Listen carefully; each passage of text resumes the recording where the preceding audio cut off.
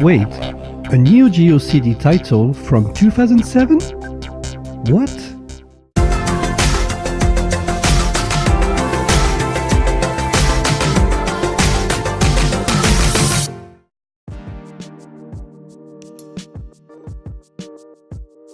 Hello everybody, Mr. Fox here, and welcome to the Mr. Fox Report. On the Mr. Fox Report 2.0, because yes, it's a reboot of an old series of mine, I will be discussing and giving my feedbacks on various games from AAA title, indies to retro kind of stuff. I'm starting very niche with this first episode with Last Hope, a side-scrolling shoot-'em-up release for the Neo Geo consoles and Dreamcast from 2006 to 2007. They later released an updated version called Last Hope Pink Bullets, but only for the Neo Geo AES and Sega console. Last Hope for the Neo Geo CD, which is our game here, was shipped in 2007 by German indie developer NG Dev Team with only 500 copies. I mean, can you believe it? I sure can, because I paid for it. And by the way, NG Dev Team is the developer of Fast Striker, currently available on the PlayStation Network. So as you can see, I own copy number 355 that I pre-ordered at the time on their official website. It also comes with another disc entitled Tactical Superplay. It's fully packaged as a Japanese version with the manual and spine card. It's a very good job overall. So, apart from the hype and certain pride, I presume, to release a new but still unlicensed title for a cult system, how is it? Fairly good, in fact. It's an obvious reference to titles like R-Type and Polestar. Obviously, it's a direct homage to Polestar as it's on the same system.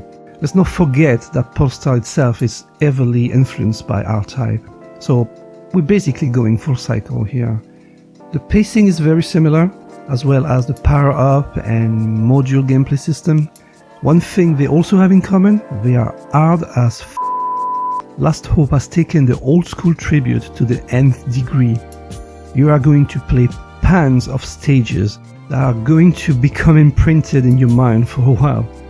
You must learn everything in this game, from how to place your ship, stages layout, enemies pattern, bullets, to using the multi-directional module/shield. The learning curve will be particularly brutal for the non-initiated, and moderately difficult for the others. And that is in its easiest difficulty mode, the action mode, ironically.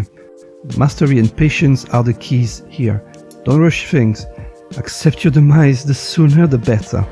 You are going to spend a lot of time dying again and again, just trying to pass certain sections, really. Like Polestar, the game features checkpoints, allowing you to restart somewhere mid-stage, minus weapon upgrade, of course. It's still annoying though, and definitely old school, but I'm guessing that's what the game is supposed to recreate somehow. If you're one of those people who think stage 1 is difficult, then wait until you reach stage 2. It's going to chew you up and spit you out. What I'm trying to say here is Last Hope is much more difficult than Polestar. It's like the devs turns the volume up to 11, and it gives you the feeling that the stages are long, but they're really not. And then comes stage 3. I mean, who the hell programmed that stage? It's very different from the previous one, especially in terms of pacing. It's very conflicting, because from stage 1 to stage 2, you have the sense that you have grasped the flow of the game, but stage 3 it's kind of a shift, really. Almost like it's belonging in a bullet hell. I mean, I'm exaggerating here, but it feels that way. On top of that, there are 3 difficulty settings: action, normal, and arcade mode.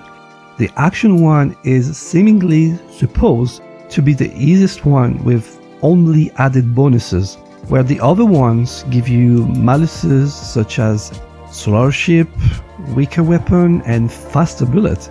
Blimey. Overall, Last Hope is a nice and interesting addition to the Neo Geo library. Fairly well made with its pre-render background, similar to Polestar and Blazing Star. Once again, it's not as polished as the game is trying to emulate though.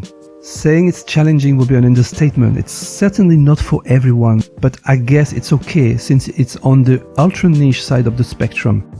Sadly, it's not as rewarding as it should have been in the end.